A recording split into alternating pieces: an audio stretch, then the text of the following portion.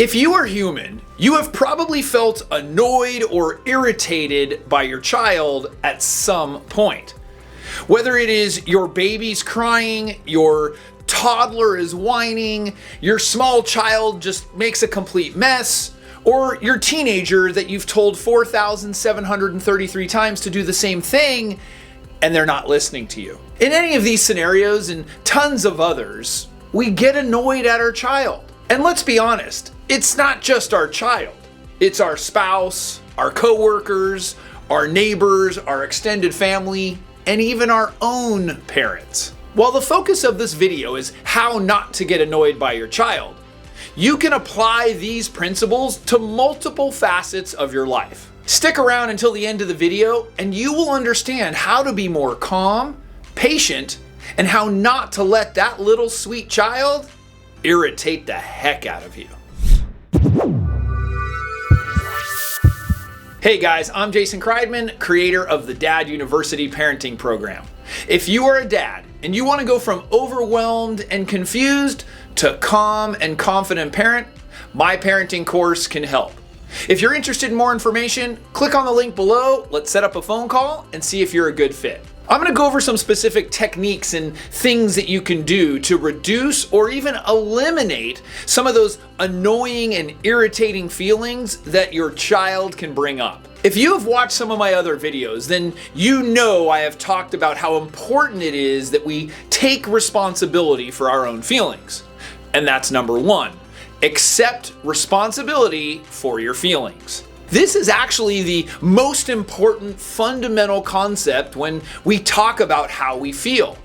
We can't put the responsibility of how we feel onto somebody else, especially our children. It's important to acknowledge that feelings are a choice. Our feelings are not their responsibility. Our feelings are our own responsibility, and we have a choice on how we want to feel. While our past experiences, the information that we have, and other factors come into play and influence how we feel, it is still our responsibility. So I want to give you a couple of examples of how we as parents put the responsibility of our feelings onto our children. You are making me mad. Now, is your child making you mad, or did you decide to get mad? It doesn't negate that what they did may be wrong, but it's up to us on how we react and feel. I am so happy that you won your game. This is communicating that their performance affects your happiness. Now, what if they lost? Does that mean that you would be unhappy? Why is whether we are happy or unhappy connected to how they perform? It really irritates me when you don't listen. Yes, them not listening is probably irritating. But how we respond and how we feel about that situation is up to us. When you take responsibility for your feelings and own them and know that they are your choice, you will have a tendency to respond differently and feel differently towards your child and that situation. Number two, take care of yourself. You know when you're on an airplane and the flight attendant says, hey, when the masks drop, be sure to put on your own mask first before you put on the mask of anybody else around you, your children, etc. The reason they do this is that you have to be okay before you help somebody else. It's important that you are stable and okay before you help someone else. Parenting is pretty similar. Sure, we are expected to make some sacrifices as fathers, but not to the detriment of our physical or mental health. Of course, unless it's in an extreme situation. But in general, we have to make sure that we are okay so that we can then help our children. If you are lacking sleep, or you're hungry, or you're not feeling well mentally, of course you are going to be more easily irritated by your child than if all those other things were stable and you were feeling good. It's so important as a father to be self-aware and understand what is going on with you internally. You know, there's so many things that come at us and things that we deal with that oftentimes we are irritated or annoyed before we even deal with the children. So of course we're going into a battle zone, not prepared, not feeling good. There are times when you just have to take a step back and make sure that you are taking care of yourself. Here are a couple things that you want to make sure that you are doing to take care of yourself. Number one, make sure you're getting enough sleep. Turn off the TV late at night. Sleep is more important than watching your favorite TV shows. Number two, do something to improve your mindfulness. That could be meditation, prayer, having discussions, or even breathing exercises. Any of these can be great for improving your mental state. Number three, watch what you are eating and drinking. Sugar, alcohol, caffeine, all of these can have effects on how we feel.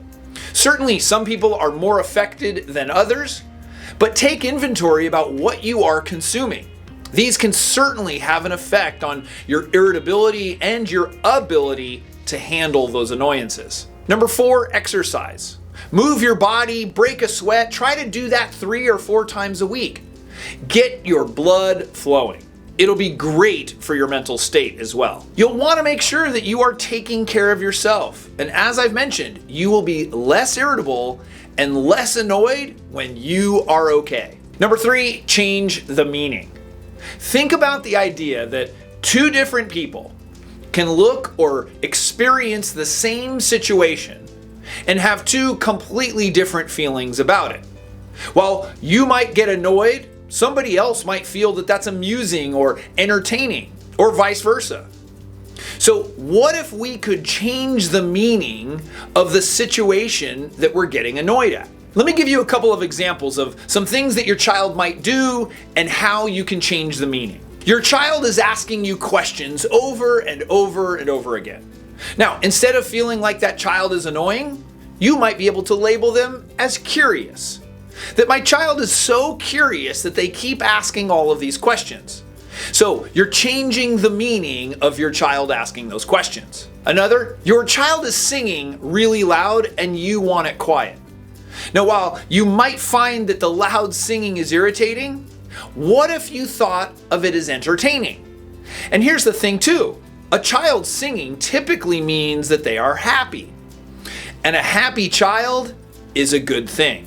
So again, you can take that loud noise, the singing, and instead of thinking of it as irritating, think of it as amusing or entertaining, and that your child is happy, and be grateful that your child is happy. And finally, you want to leave the park and you look over and your young child is staring at a butterfly. Well, you want to leave the park, but your child is in the moment. They're not listening to you. You're asking them to come over to you, but they are staring at this butterfly. So instead of getting annoyed that they're not listening to you, you can appreciate the fact that your child is in the moment. They are living in the present. We could probably do a little bit more of that. So you can change the meaning and appreciate that your child is present. Changing the meaning of things takes practice. And I understand it may sound easier than it is, but it is something that you have to consciously think about in the moment when you're about to get annoyed and say, how can I reframe this? How can I redefine what my child is doing so that I am amused or I am entertained instead of being irritated and annoyed? Number four, take a break. Now, this probably could have gone under the take care of yourself section, but I think it's important enough that it warrants its own discussion. We all deserve and need breaks. This means a break from our spouse, a break from our children, our work, our friends. All of us can get value from taking breaks. When you are feeling annoyed and irritated, it can also be associated with the idea that you are feeling overwhelmed. And that overwhelmed can cause us anxieties and stress. And so, of course, we are going to be annoyed and irritated much, much easier. By taking a break, we can reset ourselves and be able to handle some of those situations that in the past might have annoyed us, might have got us irritated. But because we took our breaks, we are better equipped to handle those. A break can be as simple as walking out of the room in a situation that you know you are getting more annoyed or irritated at. It can be leaving for a couple of hours and doing something that you enjoy. Or it can be taking a full vacation. It all depends on the situation and the needs that you have. Some people are good at noticing their need for a break, while others not so much. I happen to be in the not so much category and often overlook the idea that I should probably take a break right now. Instead, I'm more inclined to get irritated and annoyed. And so I've had to practice and learn how to take breaks. It's not something that comes naturally for me. I just go and go and go. And in fact, it's better for me and the people around me if I take a break. If you have a spouse, that can also be helpful because you both need a break. And so my wife is really good at noticing that and say, hey, why don't you go take a break? Go relax or go do something that you enjoy. So being able to work with each other and communicate is also an important thing. The truth is that we all get annoyed or irritated by our children. What we have to realize is that we can take control of that. It's up to us. We have the decision on how we want to feel in those situations. So I'd love to hear from you. What is something that your child does that irritates or annoys you? And how can you redefine it or change the meaning so that you can put it in a positive way? Leave your feedback in the comments section below. Also, it really helps us spread our message and get this video to more people if you give this video a thumbs up. And remember, if you know anybody that might enjoy it, please share it with them. We'll see you next time.